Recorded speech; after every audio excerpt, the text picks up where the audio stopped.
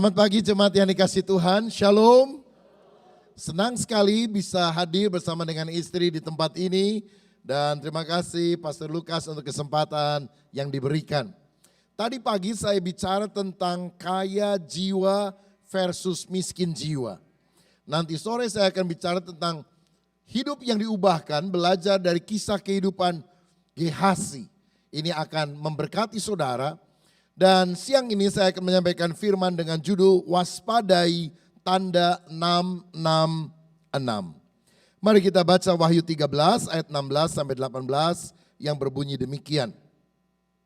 Dan ia menyebabkan sehingga kepada semua orang kecil atau besar, kaya atau miskin, merdeka atau hamba diberi tanda pada tangan kanannya atau pada dahinya. Dan tidak seorang pun yang dapat membeli atau menjual selain daripada mereka yang memakai tanda itu, yaitu nama binatang itu atau bilangan namanya. Yang penting di sini ialah hikmat. Barang siapa yang bijaksana baiklah ia menghitung bilangan binatang itu, karena bilangan itu adalah bilangan seorang manusia dan bilangannya ialah 666. Saudara, kita sedang hidup pada akhir zaman. Kita tahu tidak lama lagi Tuhan Yesus akan segera datang untuk kali yang kedua. Tanda-tanda zaman sudah begitu nyata. Gempa bumi terjadi di mana-mana. Berapa waktu yang lalu di Palu, Indonesia, mengalami kerusakan yang parah. 2 hari yang lalu saya dengar di Alaska, Anchorage, mengalami goncangan gempa yang dahsyat. Dan seringkali gempa masa kini disusul oleh tsunami, naiknya air laut bermeter-meter dan menenggelamkan banyak orang. 15 tahun yang lalu kita tidak pernah tahu apa itu tsunami. Sunarti kita tahu, tetangga sebelah rumah kita, penjual soto. Tapi sekarang banyak orang menjadi bingung dengan deru dan gelora laut. Nah, tetapi salah satu tanda yang seringkali dianggap sebagai petunjuk bahwa kedatangan Tuhan Yesus sudah sangat singkat adalah implant chip. Dimasukkannya chip ke dalam tubuh manusia. Dan ini biasanya dihubungkan dengan angka 666. Tahun 2013 kita mendengar berita bahwa akan dilakukan pemasangan chip melalui untuk mendapatkan jaminan kesehatan sosial di Amerika Serikat yang dikenal dengan nama Obamacare. Dan waktu itu beritanya tahun 2017 seluruh rakyat di Amerika sudah dipasangi chip tersebut. Tetapi sekarang sudah di akhir 2018 dan Donald Trump tentu tidak setuju dengan istilah Obamacare tersebut. Dan rasanya belum terlalu banyak orang yang dipasangi chip itu kecuali beberapa karyawan di perusahaan tertentu untuk buka pintu dan sebagainya. Sehingga pertanyaannya adalah apakah tanda 666 adalah microchip? Apakah orang yang menerima microchip langsung identik sebagai pengikut antikris? Sebelum kita membahas ini, saya ingin beritahukan bahwa sebelum microchip sudah ada penemuan-penemuan yang dianggap sebagai alat antikris. Tapi lama-lama kini dianggap sebagai alat kemajuan teknologi belaka. Contohnya adalah komputer. Waktu komputer pertama kali dirilis, banyak orang Kristen alergi. Apalagi kalau komputer COMPUTER itu dijumlahkan dalam bentuk angka, ya. Dalam ilmu Yahudi orang biasanya menyebut dengan istilah gematria, hubungan antara huruf dan angka. Misalnya C adalah huruf ketiga, O adalah huruf ke-15. Begitu selanjutnya kalau dikali 6 jumlahnya adalah 666. Sehingga zaman itu komputer dianggap sebagai tanda 666, alat antikris. Jadi banyak orang tidak mau memakai komputer, tapi sekarang gereja pakai komputer. Kalau saya tidak dibantu komputer di belakang, saya nggak bisa tampilkan gambar ini. Padahal ini menolong kita untuk lebih mengerti firman Tuhan. Yang kedua, setelah komputer, barcode juga dianggap sebagai the hidden 666. Karena grafik batang yang ada di depan, di tengah, dan di ujung itu angkanya 666. Jadi banyak orang ketika lihat barcode merasa, wah hati-hati loh nanti jadi penganut antikris. Tapi sekarang apakah saudara mau pergi ke sebuah supermarket yang barang-barangnya itu masih ditulis seperti zaman dulu itu. wah bisa berapa jam ada di sana. Kan lebih gampang kita dan kemudian kita bayar semuanya. Yang ketiga kita lihat ada yang lain yaitu search engine, mesin pencari data di internet. Yang disebut sebagai www, World Wide Web. Ya. Orang kalau di Indonesia lihat www bacanya bukan World Wide Web. Wassalamualaikum warahmatullahi wabarakatuh, saudara. Nah, saudara tahu bahwa abjad Ibrani itu dibaca dari kanan ke kiri. Alef, Bet, Gimel, Dalet, He, Faf. Angka yang keenam, huruf yang keenam itu dibacanya Faf, Faf, Faf. 666. Atau dibaca juga dengan istilah wow, wow, wow. 666. Jadi www dihubungkan dengan tanda antikris. Apalagi Google Chrome itu bentuknya kalau saudara perhatikan mirip 666. Jadi komputer pernah dituduh sebagai alat antikris, barcode pernah dituduh alat antikris, World Wide Web dituduh sebagai alat antikris. Dan yang terkini yang dituduh sebagai alat antikris tanda 666 adalah microchip. Kalau saudara perhatikan sudah banyak barang-barang yang dimasukkan microchip di dalamnya. Misalnya paspor ada microchipnya. Kalau di Indonesia kartu tanda penduduk KTP ada microchipnya. Handphone kalau saudara bawa mobile phone pasti ada chipnya di sana. Credit card ada chipnya. Lalu saya rasa banyak di antara kita yang hari ini walaupun tidak diimplant ke tubuh, semuanya membawa microchip di dalam tas saudara, dalam kantong saudara. Lalu kita harus bertanya, apakah benar microchip adalah alat antikris, membuat kita menjadi pengikut dia? Nah, saya mau bilang bahwa sebetulnya masalah microchip ini bukan hanya terdengar di Amerika, di Indonesia pun banyak orang resah, bingung tentang microchip ini. Kenapa? Karena ternyata pabrik microchip terbesar di dunia akan dibangun di Indonesia. Ya. Jadi pabrik microchip terbesar dunia akan dibangun di Banten. Ini wakil gubernur Banten yang lalu Rano Karno dan dia menyetujui akan hal itu. Anggota DPR pasti akan setuju, ya. IKTP aja setuju, apalagi microchip pasti akan setuju, saudara sekalian. Nah, kemudian di Indonesia itu kan ada RCTI, stasiun televisi yang cukup terkenal. Lalu acara beritanya disebut sebagai Seputar Indonesia. Satu kali mereka membahas tentang microchip implant. Lalu sementara bicara tentang microchip implant seperti biasalah ada iklan baris di bawahnya. Itu bicara soal Joko Widodo, begitu saudara. Nah kemudian pada waktu mereka menjelaskan lebih jauh, ada gambar tangan yang dimasukkan implant chipnya. Iklan barisnya muncul, IIPE akan digelar pada 28 sampai 30 Juli di ICE BSD City.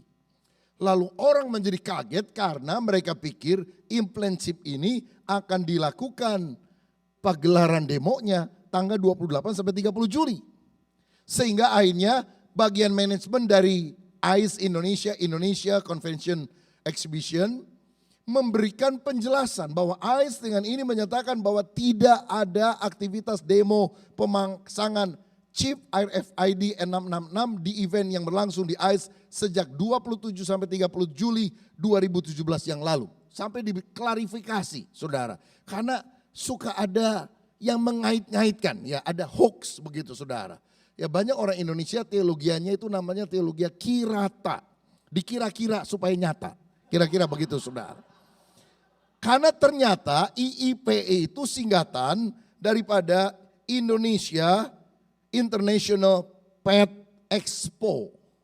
Jadi hari itu ada pameran pet. Pet itu orang yang pameran kucing, pameran anjing, pameran yang berkaitan dengan itu dihubungkan dengan RFID. Padahal ini adalah iklan baris yang gak ada hubungannya dengan RFID tersebut. Jadi ini sesuatu yang semula menakut-nakuti banyak orang akhirnya jadi bahan ketawaan. Nah saudara-saudara, mengenai hal ini kita harus melakukan penafsiran yang alkitabiah. Saya dosen, rektor dari sebuah sekolah teologi di Bandung juga, dan ada pelajaran yang disebut sebagai hermeneutika. Hermeneutika artinya ilmu penafsiran Alkitab. Metode penafsiran kitab Wahyu yang banyak membahas akhir zaman itu sangat variatif. Saya mengusulkan metode yang terbaik yang kita perlu ambil adalah literal atau wajar, yang membedakan makna hurufiah dan figuratif atau simbolis. Jadi di Alkitab kalau kita baca ada hal-hal yang memang makna sebetulnya, ada yang sifatnya simbolis. Contohnya, jika matamu menyesatkan engkau, cungkilah. Jika tanganmu menyesatkan, penggalah. Saya mau tanya, makna hurufiah atau simbolis? Simbolis.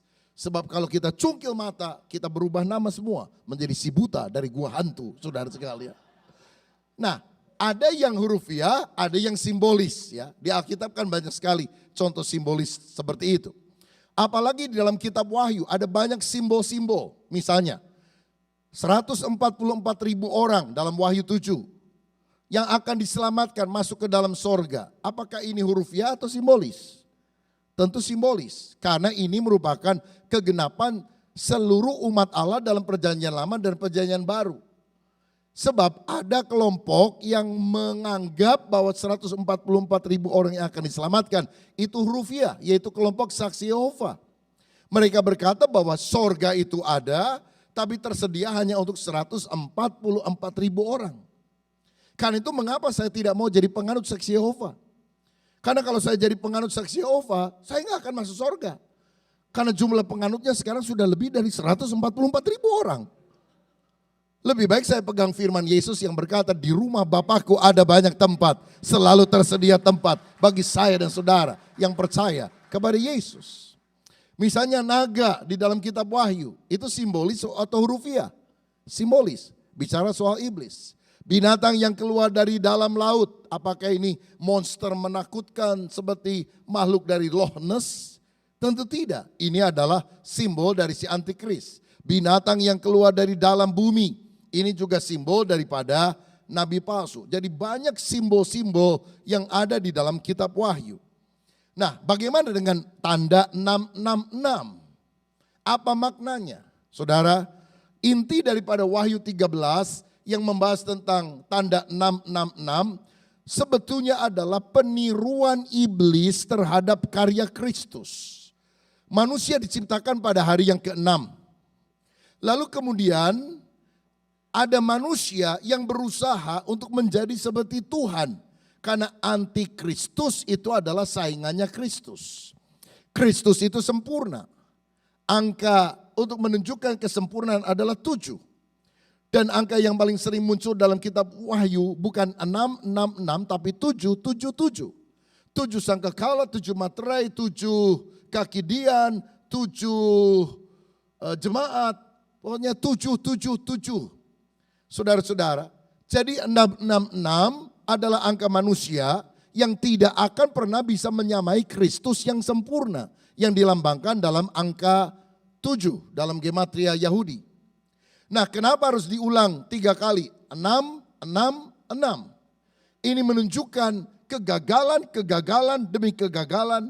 Karena tidak ada manusia yang bisa meninggikan diri dan menjadi seperti Yesus. 6 tidak pernah bisa mencapai 7.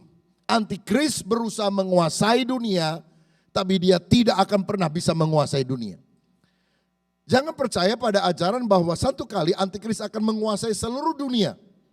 Dia berusaha, seperti Hitler pernah berusaha, seperti Hirohito pernah berusaha, tapi tidak akan pernah berhasil. Alkitab berkata, Yesus satu-satunya yang akan menjadi raja atas muka bumi ini sampai selama-lamanya.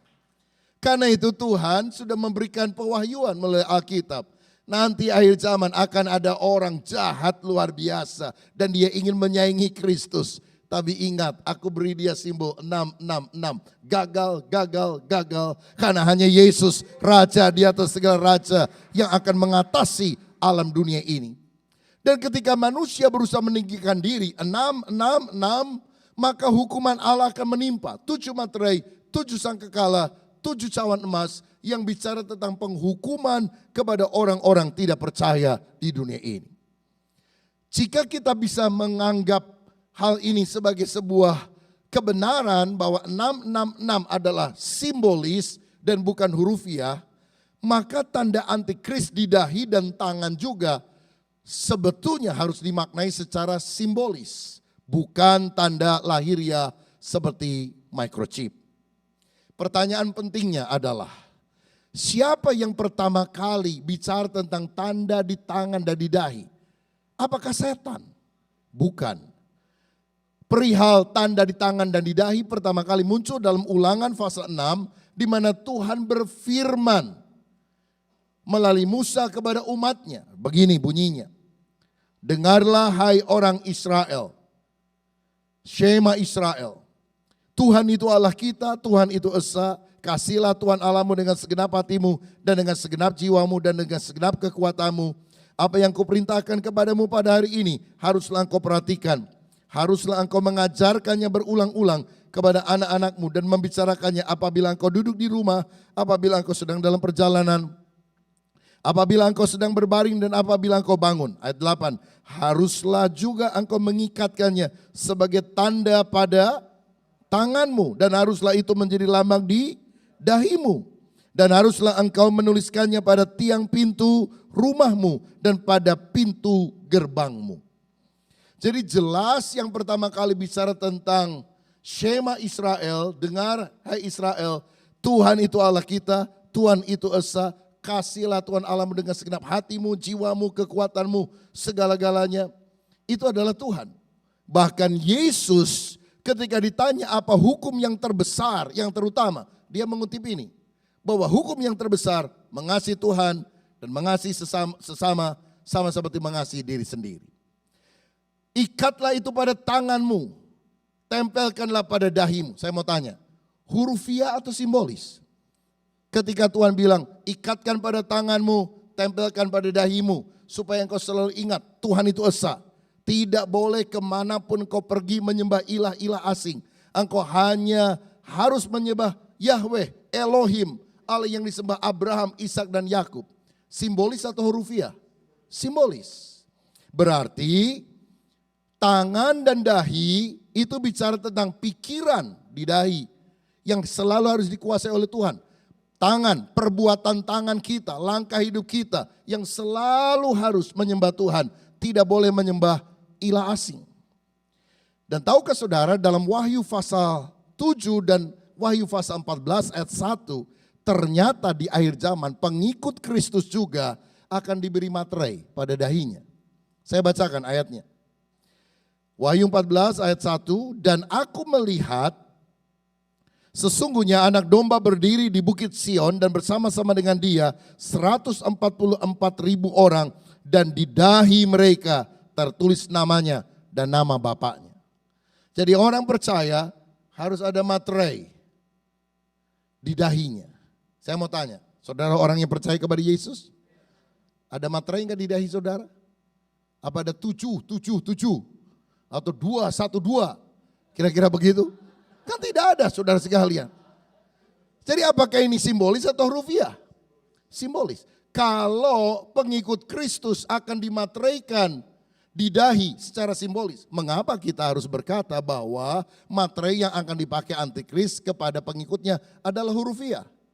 Ini agak kurang konsisten di dalam model penafsiran Alkitab. Walaupun orang-orang Yahudi menafsirkan ayat Shema Israel Ulangan 6 tadi secara hurufiah. Coba kita lihat gambar berikut ini. Orang Yahudi kalau berdoa mereka menggunakan satu alat namanya tefilin atau filakteria di dahi dan tangan mereka. Saudara perhatikan alat di tengah itu, jadi di atas kepalanya itu seperti ada segi 4, di dalamnya ada kertas isinya tulisan ayat Taurat. Lalu kemudian dihubungkan dengan semacam tali yang panjang dan ikatkan pada tangannya. Karena di tali itu ada tulisan Ibrani tentang Taurat juga. Dan kalau mereka beribadah di sinagog, mereka akan pakai filakteris atau tefilin ini. Dan di rumah mereka, mereka selalu pakai tanda namanya mezuzah yang ada di pintu. Saudara kalau orang Tionghoa dulu suka pakai hu, kira-kira begitu ya. Ini pakai mezuzah. Di dalamnya apa? Isinya Taurat Tuhan juga. Nah, Yesus pernah menyinggung hal ini dalam Matius 23 ayat yang kelima. Dia bilang begini, semua pekerjaan yang mereka lakukan hanya dimaksud supaya dilihat orang. Mereka memakai tali sembayang yang lebar dan memakai jubah yang panjang.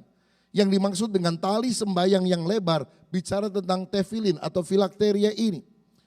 Yang Yesus tegur adalah kamu pakai tanda lahiriah, tapi hati dan pikiranmu tidak melekat kepada Tuhan.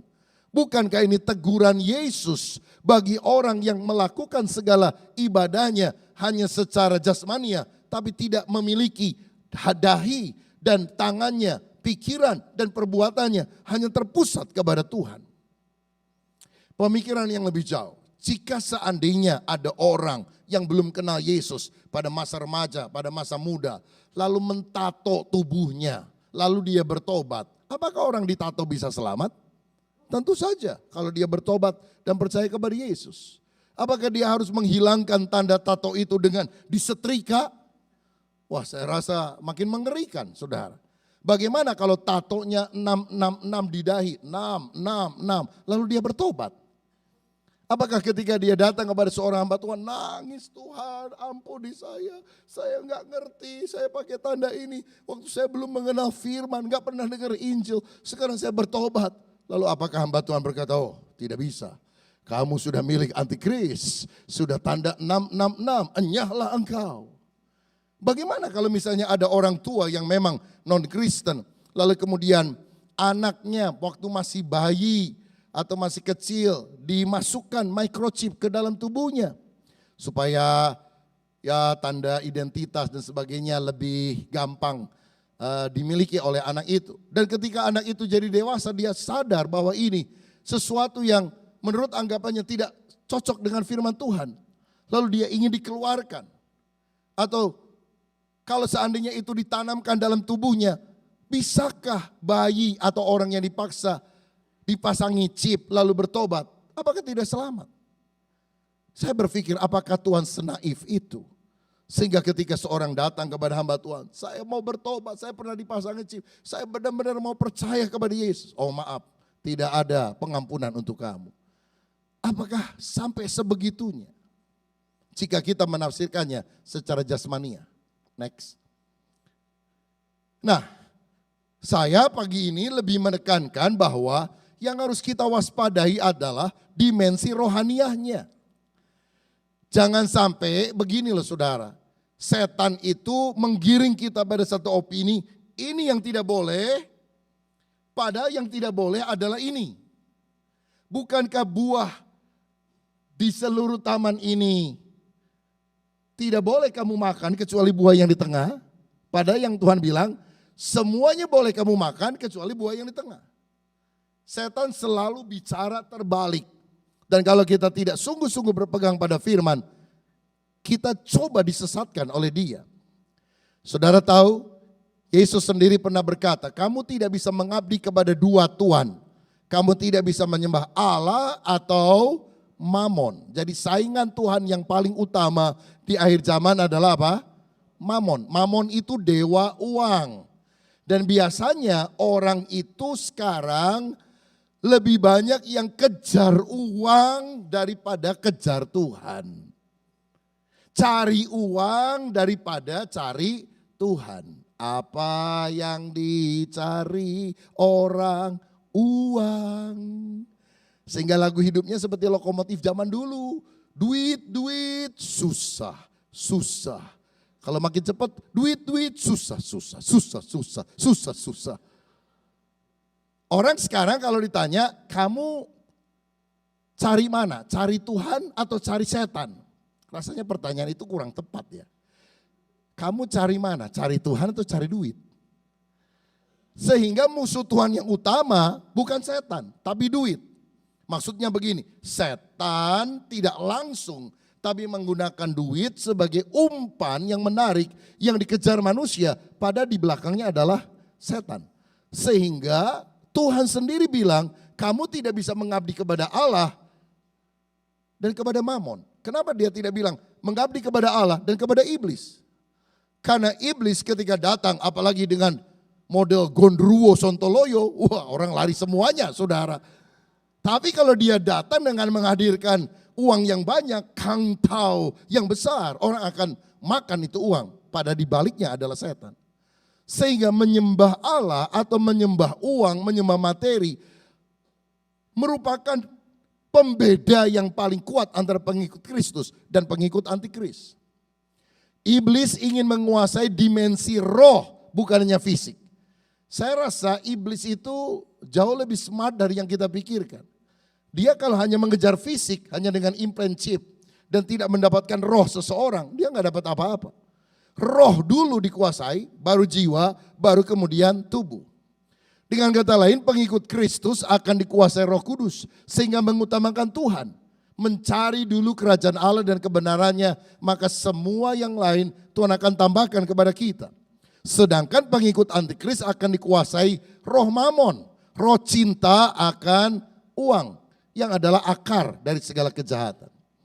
Sebetulnya tanda 666, pertama kali tulisan 666 itu muncul bukan di kitab Wahyu. Di 1 Raja-Raja 10 ayat 14, begini bunyinya. Adapun emas yang dibawa kepada Salomo dalam 1 tahun ialah seberat 666 talenta. Salomo adalah anak Daud, orang yang hatinya berkenan kepada Tuhan.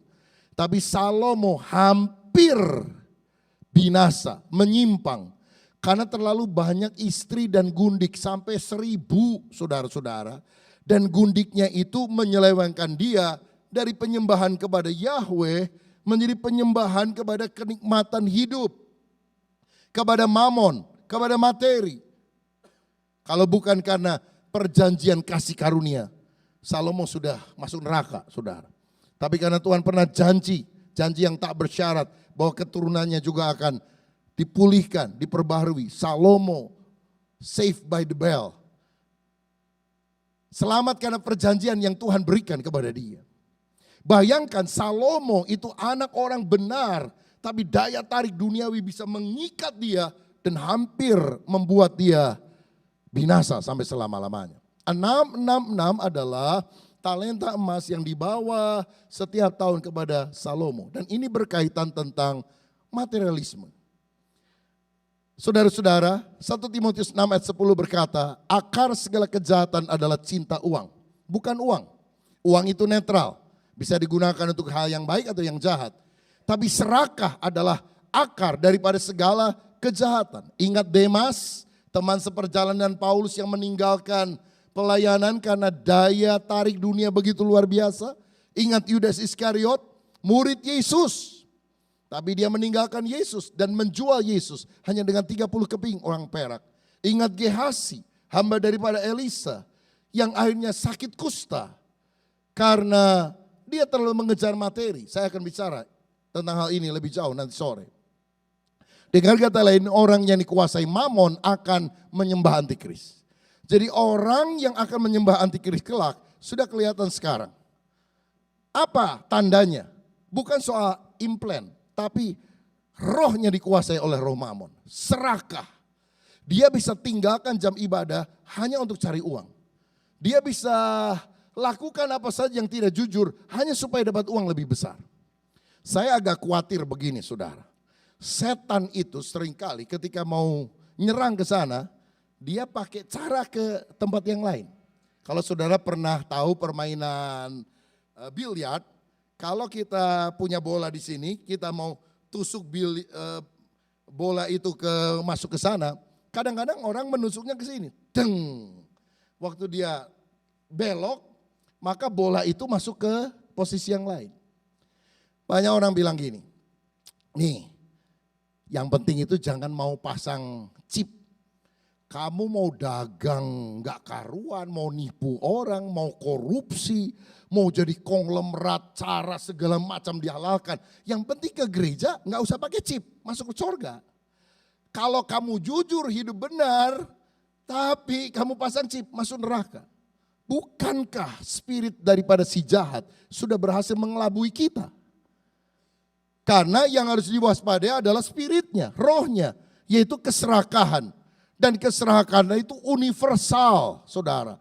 Orang Kristen ke gereja, nggak ke gereja, orang non-Kristen seringkali tanpa sadar sudah diikat oleh roh antikris yang namanya keserakahan. Jadi yang saya mau tekankan adalah waspadai keserakahan. Karena inilah spirit dari antikris yang menguasai orang pada akhir zaman. Dan kalau kita tidak mewaspadai ini, kita tertipu oleh setan.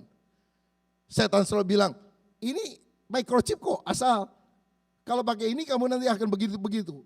Alkitab mengajarkan, jangan menyembah mamon. Karena orang yang menyembah mamon, satu kali dia pasti akan menyembah antikris. Jika demikian, apa microchip itu? Saya memahami bahwa microchip saat ini adalah alat kemajuan teknologi dan bukan tanda 666. Tanda itu akan diberikan kepada mereka yang menyembah dia, si antikris.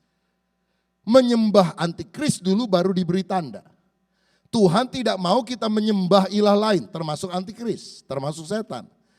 Tetapi orang yang menyembah antikris akan diberi tanda. Bukan dapat tanda dulu baru menyembah antikris. Saya bacakan ayatnya supaya saudara lebih jelas. Wahyu 13 ayat 15. Dan kepadanya diberikan kuasa untuk memberikan nyawa kepada patung binatang itu. Sehingga patung itu berbicara juga dan bertindak begitu rupa. Sehingga semua orang yang tidak menyembah patung itu dibunuh.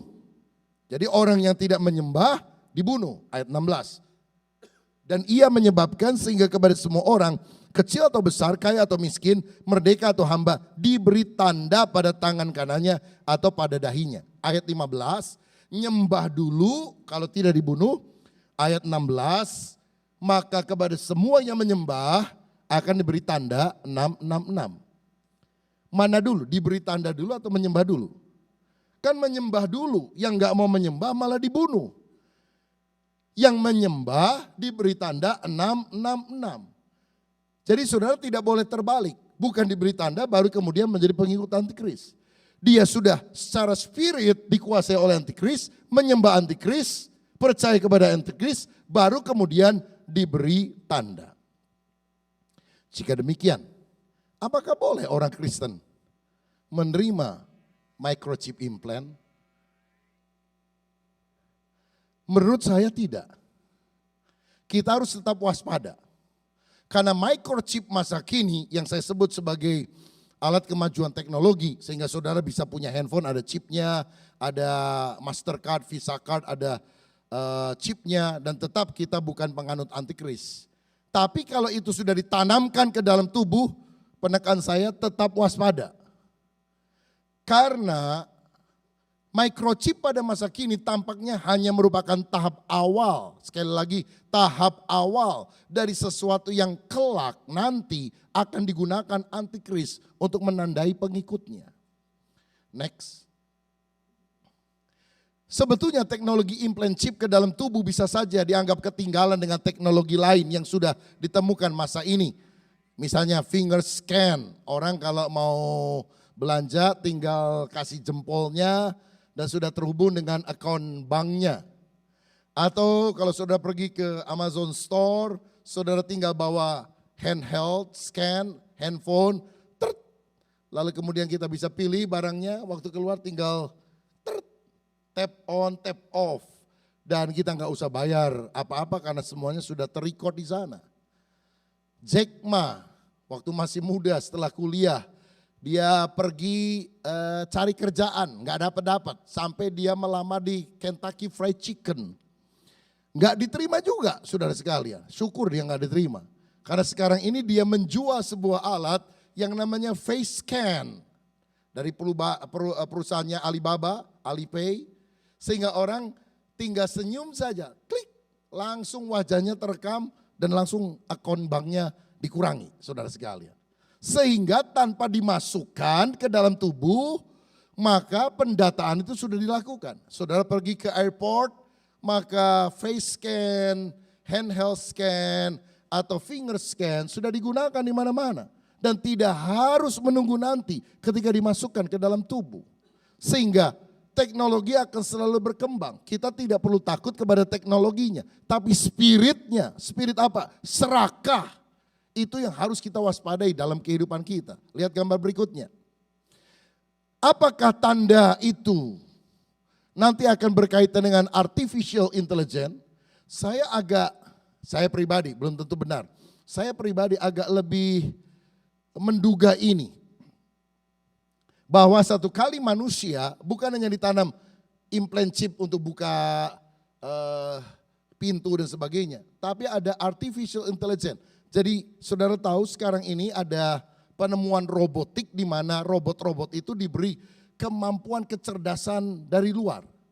Dulu orang kalau robot main catur sama Grandmaster internasional, maka pasti orangnya menang, robotnya kalah. Sekarang robotnya sudah menang.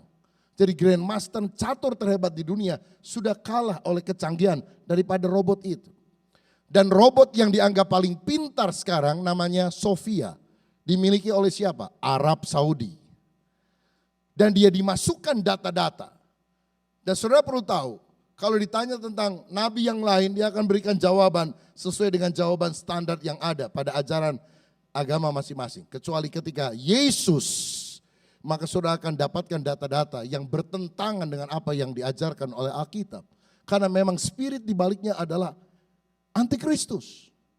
Dan Sophia ini waktu ditanya dia akan bisa ngomong. Karena komputer itu. She says he will destroy human race. Maka saya ingat saudara sekalian film zaman dulu Terminator. Pernah ingat? Bintang filmnya kan itu ya Arnold seger-seger itu saudara. Ya. Saya pikir apakah ini akan terjadi? Kan sekarang ini ada smartphone, smart city, apalagi smart card, but stupid people saudara sekalian. Alatnya tambah canggih, orangnya nggak tambah canggih. Kita kemana-mana dulu tahu jalan, tapi sekarang ini harus mengandalkan GPS. Karena GPS itu kan singkatan, goblok pasti sampai, saudara sekalian. Ya. Kemanapun juga bisa sampai begitu. Jadi orangnya yang tambah goblok, alatnya yang tambah smart. Nah apakah tidak mungkin manusia akan berpikir, waduh jangan alatnya saja yang smart. Manusianya juga harus smart dan untuk itu harus diberi artificial intelligence. Sehingga ada pemasangan tertentu sehingga manusia seperti robot. Apakah itu yang merupakan 666? Maybe, saya tidak tahu. Jadi apa konklusi yang kita harus dapatkan di sini? Klik. Jadi apakah tanda penyembahan kepada si antikris itu? Jawaban saya, sebaiknya kita tidak berspekulasi dulu. Karena itu akan makin nyata ketika saatnya tiba. Karena kita pernah berspekulasi alat daripada si antikris adalah komputer. Alat dari antikris adalah barcode. Alat dari antikris adalah search engine, www. Sekarang kita berspekulasi bahwa alat daripada antikris adalah microchip. Atau mungkin saya tadi berspekulasi juga barangkali artificial intelligence. Tapi ini kan semuanya adalah dugaan. Jadi yang paling bijak menurut saya jangan berspekulasi dulu karena itu akan makin nyata ketika saatnya tiba. Yang penting adalah waspadai spiritnya. Karena spirit roh si antikris sudah merajalela melalui keserakahan.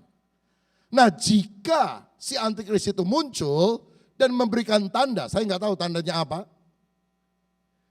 Maka jangan diterima tanda itu walaupun dianiaya. Karena pertama akan menyebabkan bisu jahat pada seluruh tubuh, Wahyu 16 ayat 2. Dan yang kedua, orang yang menggunakan tanda antikris akan masuk neraka, dihukum selama-lamanya. Karena rohnya sudah dikuasai antikris, sehingga tanda apapun yang diberikan oleh si antikris pasti akan diterima oleh pengikutnya. Tetapi saudara sekalian, ingat perjuangan kita sekarang bukan melawan darah dan daging, tapi melawan roh-roh jahat yang ada di udara. Masalah spiritual ini yang harus ditekankan. Jangan sampai kita dikuasai oleh hawa nafsu, oleh keserakahan. Belajar menabur di ladang Tuhan, hidup berkecukupan itu adalah sikap anti dari antikris. Itu sikap daripada pengikut Tuhan Yesus Kristus. Kalau engkau belajar menabur di ladang Tuhan, keterikatanmu kepada harta menjadi kurang, makin menghilang. Dan ketika engkau harus menyerahkan yang terbaik bagi Yesus, engkau tidak akan menyangkal dia. Engkau akan tetap setia kepada Tuhan. Nah, satu kebenaran terakhir sebelum saya selesai. Banyak orang Kristen takut, aduh nanti kalau antikris datang saya nyembah dia enggak ya? Saya nyembah dia enggak? Gimana kalau ditodong senapan? Gimana kalau mau dibunuh? Gimana kalau mau dipenggal? Saya kuat atau enggak ya?